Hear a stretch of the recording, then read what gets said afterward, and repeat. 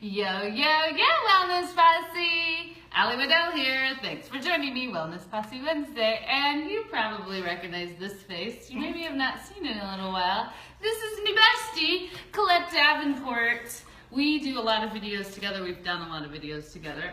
But hilariously, this week I was like, how come I haven't had you on Wellness Posse Wednesday?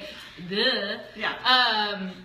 So I'm super excited that she gets to come, and she is a relationship intimacy expert, works a lot about women with confidence issues, and just an overall badass motherfucker, and my best friend, and we've been best friends for well over a decade and gone through a lot of kind of very dramatic life changes, and interestingly have come apart and together, but our lives have really shadowed each other. Yeah. But we come from very different angles on how we kind of deal with our stuff, but we are like, we're like this, and we live together. So we do a lot of things together. So I want you to introduce yourself to those who do not know her from the Wellness Posse. Introduce yourself. Yeah, right on. Hey, you guys. I'm Colette Davenport. Like Allison said, I am an intimacy expert. I also have recently taken on the role of helping people who have confidence issues, whether that is based in health challenges, because you probably know I have a friend Lumpy here who has been a health challenge for me for 9 years. And one of the things that I have overcome is self-esteem, self-confidence, self-image issues. So I didn't actually realize it until Allison here pointed out to me not too long ago that my superpower, one of them, is confidence, even with a significant life challenge. And sorry, these are very noisy. Okay, I'll take them off. And so I've taken on the role of being able to help other people overcome confidence issues, no matter what the challenge may be that's presenting to you. I love that, because it was something, we're both entrepreneurs. We both kind of launched our businesses around the same time. She actually has been doing it a little longer, and so we really use each other as kind of helpful inspiration, mindset, talking through problems, especially around business. And it's one thing that, is glaringly obvious to everybody, of course, than Colette, is like, what's the most amazing thing is, like, she has stuff that comes up, and this woman, like, doesn't matter what the fuck smacks her in the face, she will stand there and keep moving forward, and not only do it, but do it like with a smile on her face and with faith in the universe that whatever needs to happen is happening, and that I'm gonna face it like with a very positive attitude and really move through it. And she has this air of confidence that she, of course, has not always had, but that she has struggled with, but has really come into her own about. And I was like, man, I know so many women struggle with that, and if you could just give them, like, I say 10% of Colette. If all women could have 10% of Colette's confidence, we would all be doing a lot better, because bitch be like walking in like, you don't know, what up? It's just really awesome, and it's very inspirational to me and to a lot of people that she works with, and her clients for sure. Yeah. So let's jump into it. Will you describe for everybody what you think, general, like, wellness, what does wellness really mean to you? Kind of your wellness philosophy? Yeah, and so one of the things that I believe is that wellness cannot exist without confidence and our ability to be intimate with ourselves and others, right? And so wellness, if we look at it from a holistic perspective, includes so many things from, our nutritional state, our mental and emotional states, and our spiritual state, right? State of being. And so this thing about confidence, which I hope that we get into a little bit deeper here in a second, for me means our ability to be the source of our own self-worth, be the source of our own value, and really see that and show up that way in the world. So without that ability, and intimacy plays a role in that, in as much as intimacy is our ability to be intimate with ourselves, is to go deep behind the curtain and explore and excavate all the buildup of life experiences, and some of them aren't so great, and that shit can get in the way of our knowing ourselves, our trusting ourselves, and our being us being ourselves fully. So confidence and intimacy, without those two things, you guys, I don't believe wellness in its truest form and what it can be for all of us can truly exist. I can Yes, I completely agree with that. It really is that innate ability. I mean, it comes back to self-love. It's like you can't really be confident if you don't really get curious about what's going on in yourself, and then really love every part of yourself, even the parts that you don't want to. You know, and that it comes from this internal validation as opposed to external. And that's one of the conversations that I have with all the wellness professionals, is everybody wants to kind of get rid of this facade that wellness is about how you look. And it's this like external, and you're an Instagram famous fitness model, but inside you're we've all been those women that we were really in our heyday. We're still very gorgeous, but I mean, we were like the rocking, like walking, But both of us really struggled with confidence. It's amazing how many beautiful people and people that have it all together, and it maybe isn't even physically, but you know, business-wise, or you know, they have the perfect life.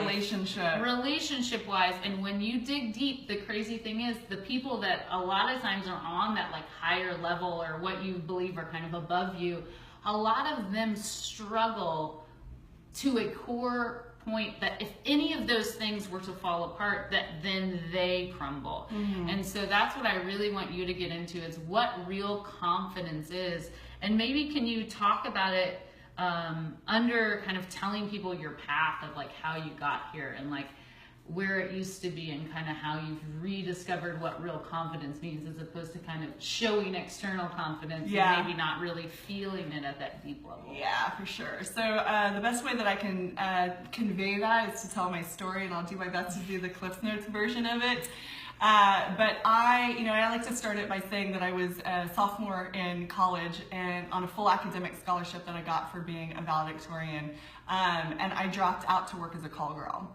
And that decision, although it may sound crazy, it wasn't. It was actually a very conscious decision that I made that came from growing up with all this shame and fear around my sex and sexuality, and my, the expression of myself. My self-esteem was crap. Like most girls, when you're young, like you have body image issues, you have, you just don't really like yourself a whole lot. To find somebody who absolutely loves themselves as a teenager, as you're like awakening to the world, is a rare thing, unfortunately.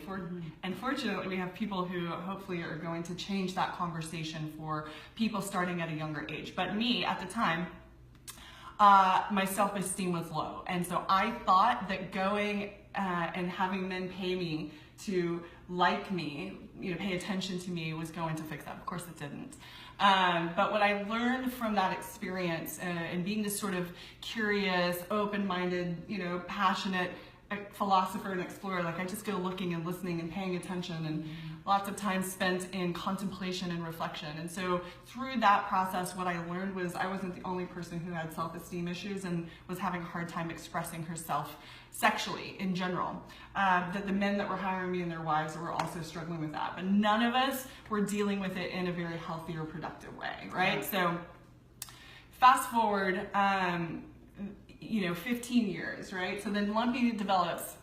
Lumpy comes on the scene to join the party. It wasn't a very fucking fun party at that point in time, but what it was for me was another opportunity to, like, actually for the first time in my early 30s, really examine the thoughts and beliefs that I had about myself, where I was placing my value, and how much I had been, and I think this is a normal thing, I had been putting so much emphasis on my physical appearance, and more importantly, the response I was getting from men.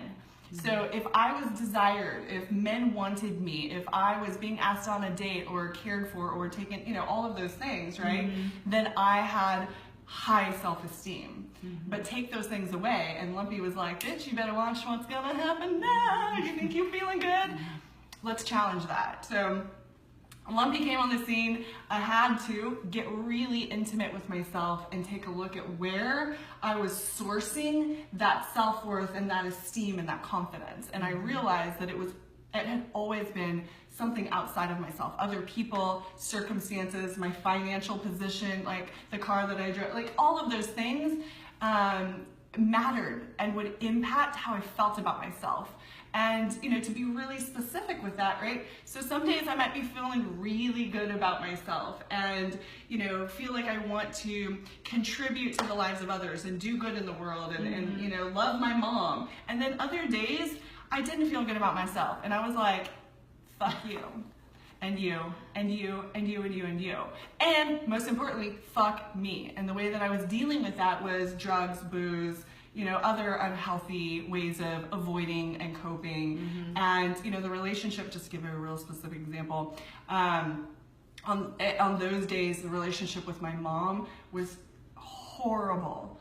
And I absolutely rejected her. I yelled at her and called her names, and I'm really embarrassed to say that, except for now I can say that relationship has healed, and we are super close. Super duper fucking close. And the thing is, like, I dealt with my stuff instead of getting angry and frustrated and shut down by feeling like I was out of control, that my life wasn't my own, that it was all dependent upon basically whether or not people liked me and whether or not people responded to me and whether or not people paid me and shit like that, right? Like, because I became the source of my own self-worth, despite the challenges that were in my face, despite the breakdowns and the shit hitting the fan, because I got that I had the power and have the power to respond to those circumstances however I choose, and that they are not the boss of me, right? That I can say, I get that there's this thing happening, but that doesn't make me a bad person. And I can wake up in the morning, with crickets in my bank account and one deflated breast implant and a giant fucking tumor on the side of my neck, and literally wake up in the morning and go, yes to this life, yes to this day, yes to all opportunities that come my way. And that ability to be the source of how I feel, really what that does, specifically what that does, is puts me in a position to act in accordance with what I want to see happen in the world, in my life, in my relationships, and through the work that I do.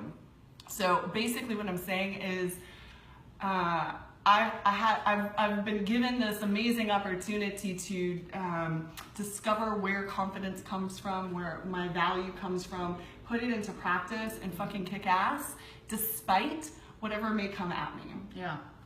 And that's one thing that really ties us together, is that we really do both believe that, or we've come to a place to really understand that it is through this path of struggle that has become our superpowers. Me and her are both like very superpower oriented, where it's like, bring it on. I mean, it really is a little bit of bring it on. Yeah. Like, every single thing that happens is like adding armor to you so that you're even stronger and more awesome. Yeah. And I'll tell you, that is not always awesome. Like, it's not always great.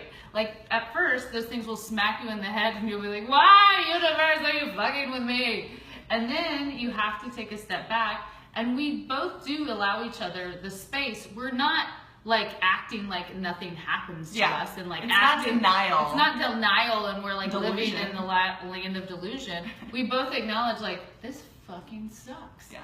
I wish this was not really happening right now, but how can we turn this into something great? And how can we look at this obstacle as another way, or maybe that it's directing us? It's all information gathering, you know? Maybe that didn't work, maybe but now we need to go this way, or we need to shift and pivot, which is something that we both have really started to embrace. And really makes your life a lot easier. It almost gamifies what you do with your life, because you're like, oh, okay, so this came up, that's a good thing to know. Now we can kind of look at what's next. I know you've kind of been in this arena for a number of years now, and met and networked with a lot of people kind of in the wellness profession and in the relationship profession. And because I've talked so much about wellness, I kind of want to shift to the relationship perspective, because it is such an important thing in our lives.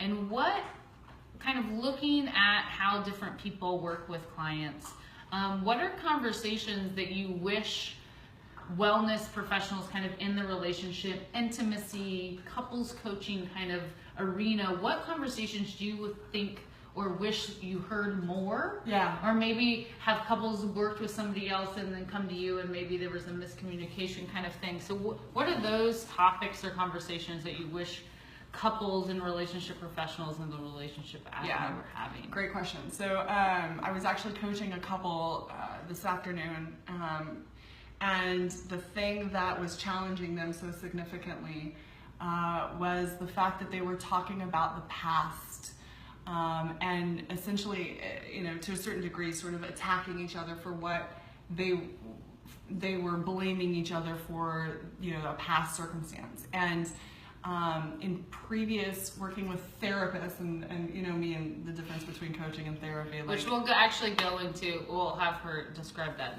after this story. Yeah, but they said, so the past 4 therapists that we worked with, sometimes we would leave those conversations even more angry and even more charged, and like it would turn into a fight where we didn't talk to each other for days. So they were sort of hesitant to sort of dive in with me and just wanting to observe what my process was with them. And what was glaringly obvious to me, and what I would love to hear more people, whether it's couples or coaches or therapists, and I know this is already happening, but I just want to reiterate this.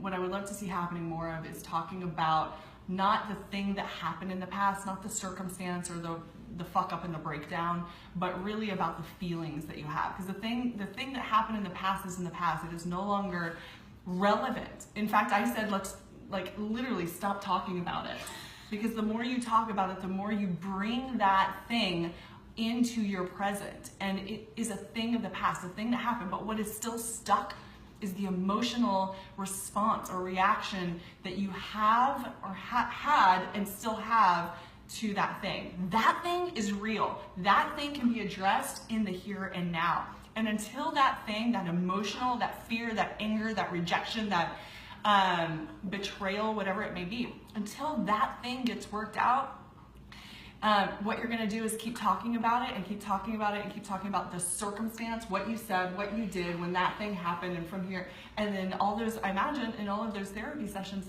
that's what was allowed to occur. So rather than talking about the circumstance or the thing that somebody said or the thing that somebody did, let's talk about what the feeling about, what the feeling is that is still clearly stuck and is dredging up this unproductive past. Because if we can talk about that and heal that and dive deep into that, and it's not fucking comfortable. That's why people focus on the circumstance, because it feels like they can control that. Yeah. But diving into that emotional state to heal that wound, and most importantly, prior to doing that, creating a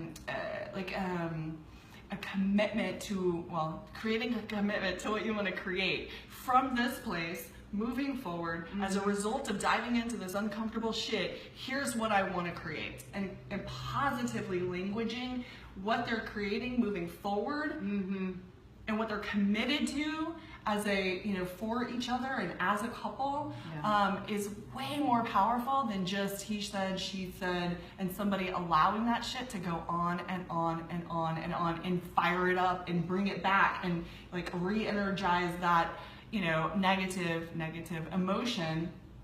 I would love to see people address the emotional state, not the circumstance, and establish a commitment to create something from this present moment forward, versus just talking about the past and the circumstances and he said, she said, and then just causing that to like that. Oh, that's my example. I like it. So that's what I would like to see happen. Yeah. In conversations about wellness, well-being, growth, etc.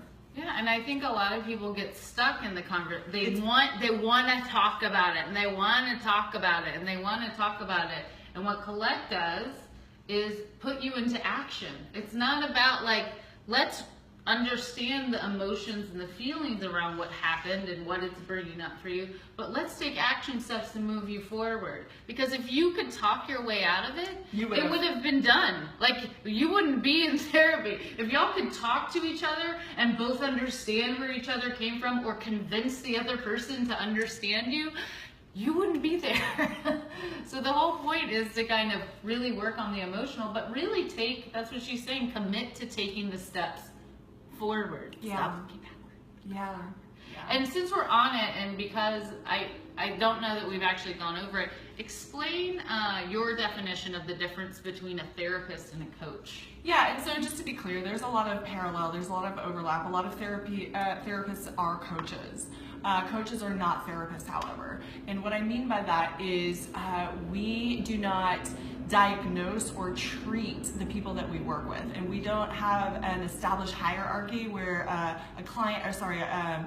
therapist patient, there's sort of a hierarchy, right? So in coaching, what we do is we partner with our clients to achieve a mutual or not a mutual, but to achieve the coachee's goals. So, but we work together in tandem. We're in partnership. We're essentially the best possible version of, like, imagine you and a teammate, right? So you have this goal that you're setting your sights on to achieve. That's how coaching works. And again, therapy is similar in as much as there are goals and it's being talked through.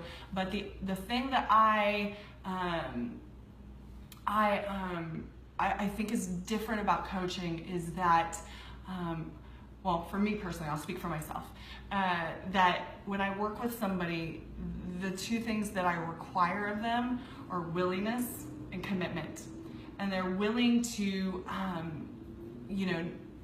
de-victimize themselves. They're willing to be powerful. They're willing to be capable. They're willing to heal and grow and overcome and achieve. And if there's not a willingness for that, if a person would rather, like, with all due respect, remain in a victim state and just come in and just talk about, and that's very healing for a lot of people. So there's absolutely a time and a place room for that, for everything. For that to support people. That's not what I do. In fact, like with the clients earlier, they were blah blah, and I was like, in so many words, shut the fuck up. Like, I didn't say that, of course. But in so many words, I was like, you guys, we really need to stop talking about the past and talk about what you're wanting to create moving forward.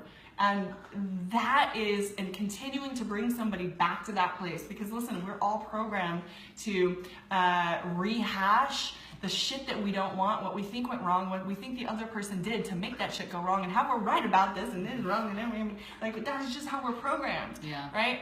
And it's not a productive way of being, which is why so many marriages end in divorce, is because we don't have yet the skill set for communicating effectively.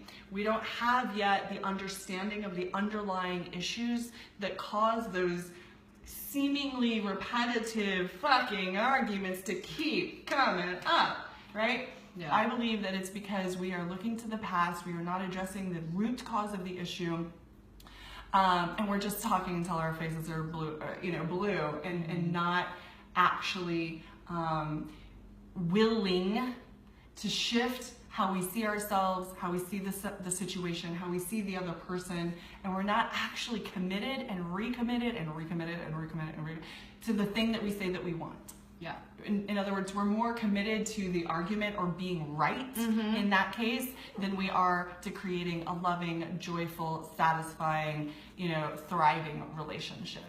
So the difference between coaching and therapy, I from my perspective, is that we don't talk about the past. Yes, it's relevant at times, absolutely, but we focus on what is present today, which is an emotional state, right, and stuff, but what's present today and going deep into the emotional state, and then from that place creating a desired outcome, moving forward. So coaching is ideal for people who take responsibility for the circumstances they have, see themselves as capable and able of overcoming challenges, are willing to shift perspective, are willing to do the work, are willing to be a fucking badass. And coaches are extraordinary in helping people achieve that in a short amount of time, right? Love it. So we talked about kind of what the conversations are and kind of where you wish they were going, but what are kind of your keys, like if you were to kind of give the general wellness posse, like 2 or 3 things that you really feel could help with their, either confidence or wellness around relationships or intimacy. Like, what are those kind of easy go-to, I love my little tips and tricks to kind of help people live, happier, healthier lives. What would yours be around what you do? Yeah, so what has worked for me and what I invite my clients to do is investigate. When the thing comes up that you don't want, right? Because listen, when things are going great, we're just like riding the waves of greatness. Like, we don't investigate what the shit is breaking down, right? But when the shit breaks down, right, investigate. Like literally go sit with yourself and a pen and a piece of paper or journal, if that works for you, and just start investigating. Dump all of your thoughts, write out all your feelings onto a piece of paper. I like to do it in a way that I get into a conversation with myself. And the part of myself that I get into a conversation with is the higher self, right?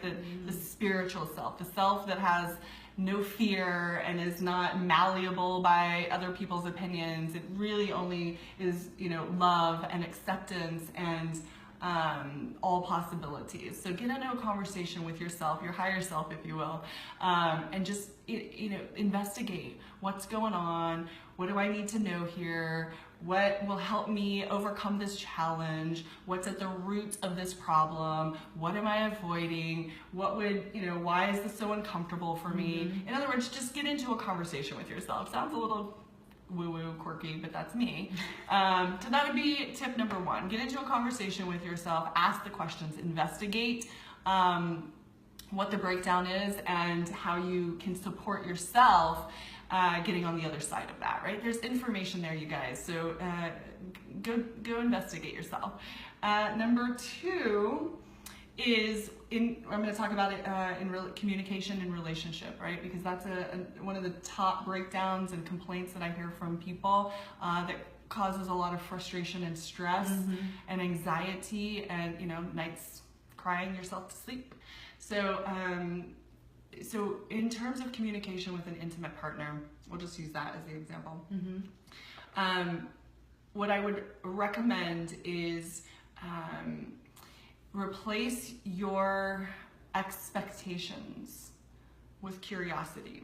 And that's real fucking hard for people to do, especially people who've been in long-term relationships, right? You think you know what the other person is gonna say. You think you know what they're thinking. You think you've been here before. You've had this conversation a dozen times. So, either you're angry out of the gate because you think you know how they're going to respond, or you just zip it and you don't say anything, which builds resentment. So my invitation to you is to replace your expectations, thinking that you know, with curiosity and genuine curiosity, right? Not some surface. Okay, fine. So tell me more, right? No, like genuinely and get curious about what that person is feeling, why that thing is important to them that they keep bringing up, what they want to get out of, like, say they had a bad day and they're frustrated and they're huffy and puffy, and like, baby, what do you need right now, right? Like, do you need me to just listen, or would you like me to, like, kind of have some banter, some feedback to help you either feel different than you do now, solve the problem, and or be mindful when you're in conversation and somebody's like telling you what's wrong and you're like, well, here's what I would do. Why don't you do this? You're dumb if you don't do this. Like, they may just need to be heard. Yeah. Right? So or they might just need a foot rub. I mean, supportive, a hug. I mean, but you'll never know if you don't ask. And a lot of people really suck about asking for what they need. And that's the other piece. Yeah. Yeah. If you open up the dialogue in relationship, it takes two, right? A person who's willing to investigate with you, ask from a genuine place of curiosity, but the other person also has to be willing to express what's up. Like, here's what's actually going on for me here. Yeah. And here's what I need. And if you don't know what you need, you say, I don't know what I need. Either I'm going to take some time to investigate that. That's where that journal thing comes in. Or, hey, can we talk about this so that I can get clear about what I need here, and so that you can be informed and we can, like, work well together. So that's tip number 2, is get curious in your communication. Drop the expectations. And then tip number 3 is have lots of fucking sex. Yay! This is my favorite one. I agree. And just to be clear, there's fucking on the kitchen counter, which can be a lot of fun and just raw and primal and, you know, getting down and dirty. And then there's making love, and there's, you know, being truly intimate in that act of sex and that connection. So the tip that I want to leave viewers with today is know the difference between fucking and intimacy. And the two can coexist in a healthy sex life. And you know, the thing about intimacy, which is my whole thing, right, is, and I want to share this with your viewers. So when you think about this word intimacy, think about these three words: into, me, see. So if we're talking about sexual intimacy, use that experience to connect deeply with one another, soul to soul, right? Really dive in, keep your eyes open, keep your heart open, listen, look, and linger in that experience with your partner. It can be extraordinarily rewarding, deeply satisfying. And, you know, I love making session like that can kind of keep the two of you connected for days and days, right? And like, if the shit is coming at you and stuff is hard, connecting intimately like that, soul to soul, and sexually is obviously the sex part is just real fun, right? Like, but connecting like that can put the two of you on the same page and able to tackle those things that come at you much more effectively, and with, you know, fewer fights, and as I like to say, more makeouts, right? Yes. Life is just better with fewer fights and more makeouts, you guys. Yes, I was actually telling her, so that Esther Perel has a really amazing podcast on Audible, and if you are into any kind of relationships, if you are married or in a long-term relationship, I highly suggest. But one of her things she kept telling people is start making out with each other. She's like, stop pecking like you're not a bird. Start actually kissing each other, and it makes a huge difference. I mean, it's amazing how many people that are in long-term relationships, when you ask them, like, when's the last time you made out with your partner, and people will say, I can't even remember. Well, come on, grab that person and kiss them, because you made out with them at some point. Otherwise, you ain't ended up together. Yeah. So I love it. Yeah. Yeah, I'm all about more sex. I think all the studies show it's really good for you. Yeah. In long-term relationships, there's a study that just came out that actually makes your telomeres longer. Yeah. So the more sex you have with the long-term partner, your telomeres get longer, which means your longer DNA. Life. Yeah, longer life, longer healthy life. Yeah. So we talked about what conversations you wish people were having. Now let's talk about what conversations you wish people were not having. So like, what's one of the big myths you wish you could bust? I don't know. Let me think about that for a second. So one of the myths that I wish would be busted already is this idea, here we go, that like the passion fades in long-term relationships, and that you just find yourself in this that's marriage ho-hum state. Well, I guess we reached that point. Yeah. You know, all the excitement is gone, all the newness, all the freshness, all the mystery. Well, bye-bye. I guess I'm just, you know, coasting down towards death from here on out. Fuck that. That is so not...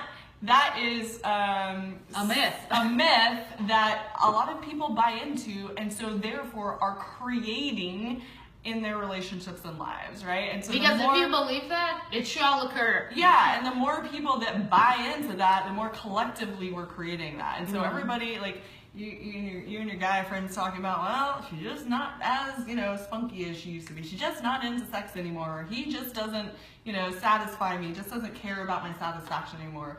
Well, if that's what you're talking about and that's what you're telling people, yourself, your partner, your friends, then guess what? That's exactly what you're going to get. So instead of resigning yourself to this collective bullshit myth that once you reach a certain point in a relationship, you know, the fun and excitement are over, if you're telling yourself that, then yeah, go for it. Live that life. Please don't, though. I suspect, though, if you're watching these videos and you're having conversations with people like us, that you actually want to have more than mediocre. You want kick-ass. You want exciting. You want fresh and new and stimulating lives. And so start having conversations about how to create that in the relationship. It's possible. It's not normal, but it's possible. And it starts with what you're telling yourself about long-term relationships, about sex. It starts with how you're talking to your partner. If there's an expectation that they don't want sex with you because they're tired, you're past that phase, menopause, whatever, then yeah, you're probably not going to, I don't know, spruce yourself up and invite your partner out on a date because you're like, what's the point? And so you find yourself not going on dates, not making out, not having sex, not feeling youthful and vibrant and Not desired. being sexy. Desired. Sexy, yeah. So, yeah, it's all mindset, babe. It's all mindset. What you want to create is what you have to put your mind on and talk about and create. Yeah. Yeah. That's very much in line with the line that I get. I can't tell you how many clients reach out to me about gaining weight or getting soft or getting weak or whatever they are. And they're like, well, I'm just old. I guess this is how it is. I get messages from people in their 30s that tell me, I guess this is just how it is. And I'm like, what? Do you need me to send you a list of the hot 50 and 60-year-olds that I know? Because the list is long. If you want to use that as an excuse for why you can't lift anymore, or why you have to put on weight, or why you can't do squats, or why you can't run, you can do that all fucking day long, but it's complete and utter bullshit that you're telling yourself. And it's your choice. And it's your choice. And if you want to live in your little delusional, fat, no-sex world, then good luck with that. That sounds very sad.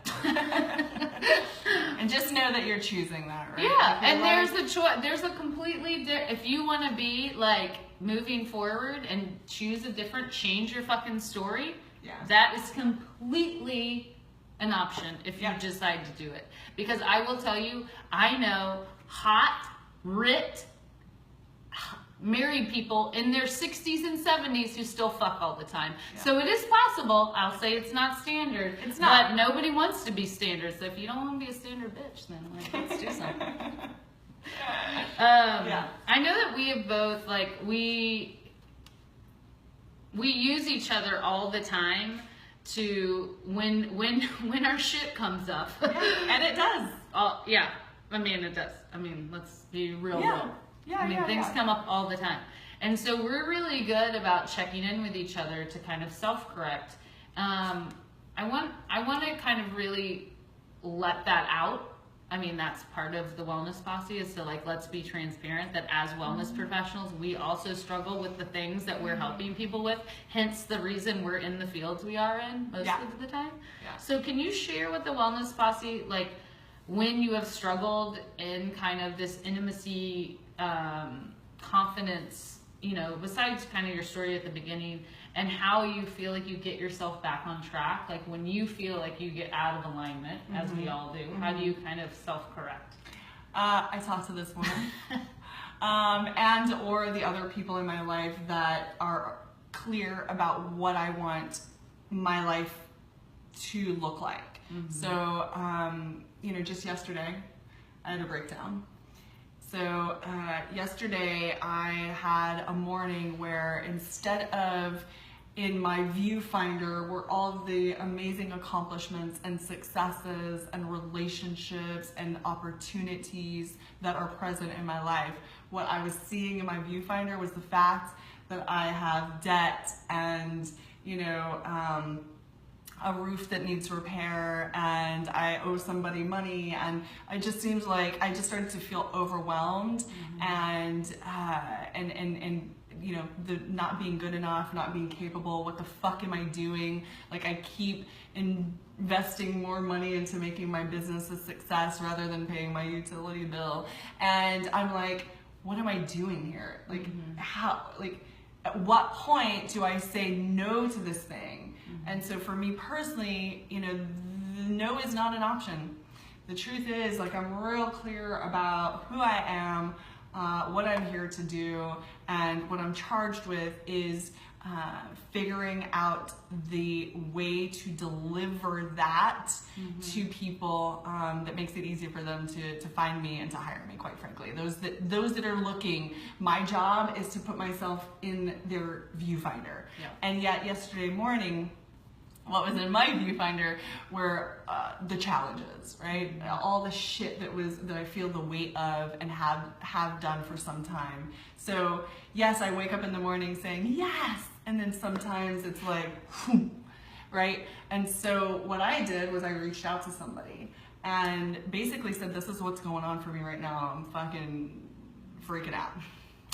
And fortunately, this person called me and was able to like shift the view from what I was seeing that was feeling real heavy and insurmountable to what he saw and what he sees, and the qualities that I possess, and the strength and the courage and the, you know, fortitude and these things. And he was basically pointing out to me the stuff that I know about me, and I know are gifts and qualities that I can call on, and I do call on. It was just in that moment, and it was, fortunately, you guys, the breakdown, the overwhelm for me was like less than an hour, because I reached out, I said, this is what I'm feeling. I knew that was not going to be a productive state for me.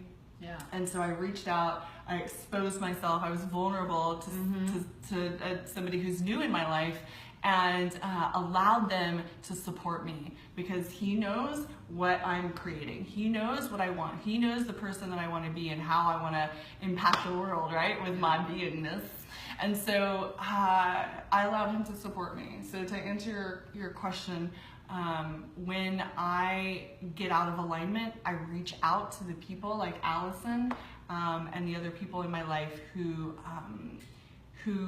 see me bigger than my fucking bullshit. Yeah. Right? See me bigger and more capable than I am being in those moments, and hold me up and offer me a different perspective to shift my viewfinder and get me back on track. Yeah. We've talked about this on the Wellness Posse a number of times. It is very important who you surround yourself with. Yeah. And really to find, I mean, if you can find one person that can help you, that y'all can be a pact, and that you have somebody that's an accountability person, and y'all sit down, look at your goals, and be like, listen, when I call you and start bitching and whining about how hard my life is, you're gonna call me on my bullshit, and you're gonna say, that's not actually the reality. You're not looking at things clearly. Let me give you a different perspective. And if you can find that person, you cannot wallow in your stuff. The problem is you get out of alignment, and a lot of people will sit out of alignment for a long ass time because, number one, maybe they don't feel like they have anybody to turn to. They're afraid to be vulnerable because that's going to show that they don't have their shit together. Yeah. Here's a newsflash: nobody has their shit together. So just tell people what the fuck's going on. Everybody knows that everybody's falling apart all the time. I mean, that's just the reality. Yeah. We're all in states of somewhere on the spectrum of having our shit together at all points. And so, but you have to be open and honest with people in order for people to be able to support you. And because of that, you need to find people that you really trust and that will be honest. Stop surrounding yourself with yes people that will let you whine and bitch about how hard your life is, and find people with backbones that will tell you you're being a dum-dum. Yeah. Or you're doing a pattern again, or you're whatever the thing is, or this is what you say you want, but you're continuing to act like this. I'm just reminding you. Yeah. And they're not being rude. I mean, I do it from a true place of love. You need to find somebody that does it from a place of love. That understands what that is. And understands and can be honest, because so many people don't want people to tell them, you know, to really shine the mirror in their face. But that is what you need if you really want to learn and grow. And the awesome thing about kind of what we've connected is we can come out of our shit so fast. So fast. Like within a 15-minute conversation, me and Colette, I mean, we can be like bawling, like life is falling apart. to, okay, good, back Now I know on what I'm track. doing. Here we go. And what I'm going to do right now is bam, bam, bam. Yeah, right? and we put then- ourselves into action. Mhm. Yeah, Yeah. it's really amazing. I mean, I'm insanely blessed to have Colette in my life, but everybody can find that person, but Agreed. you have to be willing to kind of go out there and look and then ask. Yeah, yeah. And I think on that note, it's an established agreement between two people or a group of people, right? So establish your agreement for supporting each other. Have that be real clear. And not every conversation you have with this person is going to be in the confines of that agreement, right? Like we still just go out and get wine. I mean, and yeah, like talk about people. I mean, yeah. I mean, not like about people, but like, you know, have normal. Like, oh my God, look at those shoes. That No. kind of talking about people. No, That's- not like that. Yeah. And so, yeah, so having that established agreement. So for instance, I'll say to Allison, like, oh my God, you know, whatever's happening, I need coaching. Yeah. And so then we get into those roles with each other, and we allow, right? We invite, we allow, we expect a particular way of communicating to occur in the confines of that conversation. So it's an agreement, and you know, we each trust the other to have our best interests at heart. We each trust that the other person knows what we want and what we're committed to creating, and then we can effectively, like highly effectively, support each other in that way. Mm-hmm. Yeah, and it doesn't mean that we always agree on what's happening. And I'll a lot of times be like, "This is my perspective," and sometimes I'll be like, "I don't think that's what's really happening." I'm like, "Okay, well, I'm just telling you what I see." Yeah. So it doesn't mean that you're always going to take their advice or that you're going to Yeah. agree all the time. That's not what it's about. It's about really finding a partner that you can be open and honest with, Yeah. and that you feel supported by. So that's our main questions. Now we are into the wildfire wellness round. Oh my God. That's Does she fun. talk like this every single time? That was amazing. I felt like a game show host. Okay, so rapid fire questions basically. Okay. So top 3 books, podcasts, or people that you like in your area of expertise. Okay, so one book that always keeps coming up for me is The 7 Spiritual Laws of Success by Deepak Chopra. It's super short. It touches on, you know, some high level things that you can do to empower yourself and get responsible for your life. So 7 Spiritual Laws of Success by Deepak Chopra is number 1. Mm-hmm. Brene Brown is a person and has written several books, so I'm not going to really name any of her books, but her investigation, her scientific investigation around shame and other emotions has been really useful in supporting me, investigating myself, and then being able to convey that using her language and her data for when I work with other people. Mm-hmm. So Brene Brown. And then another person. I actually want to acknowledge my first coach, Alicia Marie, who, you know, if I hadn't gotten into the conversation, I hired her as a business coach. She's an extraordinary business coach and leadership development trainer. And I hired her back when I had a residential real estate business. And I thought I was going into like, I'm going to come out of here with a marketing plan and, you know, shit like that, and sales strategy. And I mean, you know, I got all that, of course. But what I got most significantly from that relationship with Alicia Marie was a doorway to myself. Yeah. Right. So through that coaching relationship, I discovered who I am. And later through other conversations and continuing that conversation with her, what I'm here to do. So as you know, I'm not in real estate anymore. That's a thing of the past. But who I am today is largely impacted by being in coaching with Alicia Marie. And she is the reason, and that experience that I had working with her is the reason that I became a coach, so that I can help other people have the kind of life transformations that I got through that process. She's real cool. Okay, what did the first and last 30 minutes of your day look like? Woo! I already know this because I live with her. Yeah. So, first 30 minutes of my day are fucking sacred space. Sacred. Okay? Don't fuck with it. Do not fuck with my morning ritual. Seriously. And so for me, what that looks like is, save the trip to the bathroom for teeth brushing and other stuff. It's coffee and journaling and either playing with or just watching my animals like love each other, and whether they're sleeping, taking a morning nap, or like rumbling around, chasing each other, barking. That for me is absolute pure joy to observe and participate in.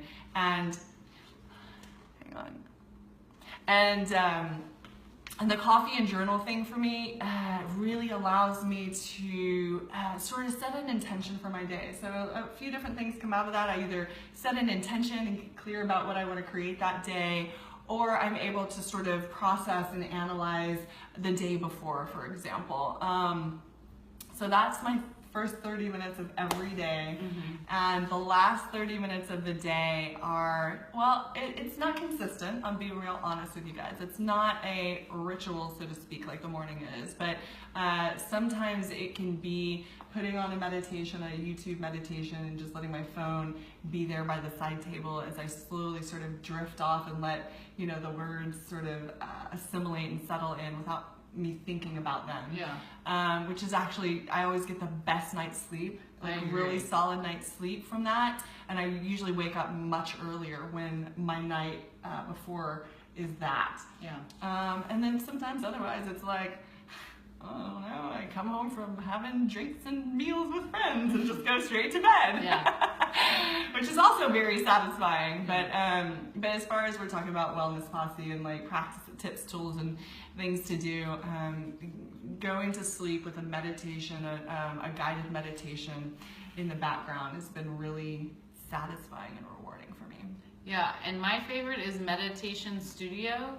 The Meditation Studio app, I think it's $4. They have a whole sleep section. I mean, they have like this many, probably 20 different sleep meditations, and they're all from like 8 minutes to 20 minutes. And so if you're ever struggling or you wake up in the middle of the night and you need to go back to sleep, they're really great. There's some visual vision ones, there's some breath ones, there's some body awareness ones. So it's really a great way to kind of recenter yourself. What is your spirit animal? Oh man. You know, right? Yeah. Mermaid. Of course I know. She's a mermaid and I'm a unicorn. Come on. We live in fairy tale land. Watch for our Halloween costumes this year. Oh, yay! I'm so excited. What is your superpower? Well, apparently one of them is confidence. That's true. I actually believe my superpower is, in addition to confidence, is my ability to, this is gonna sound weird. It's okay, she's weird. So I have the ability to access information. Oh yeah, this is a weird one. It's good. I have the ability to access information for people that isn't evident to them.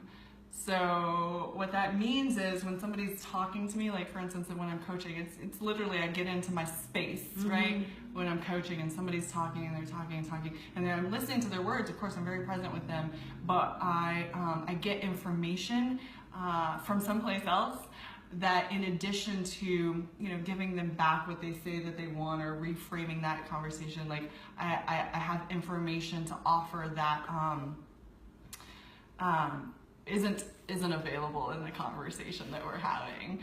So my superpower is the ability to access information from a different realm that is really useful and in helping people get what they want in their lives. Awesome.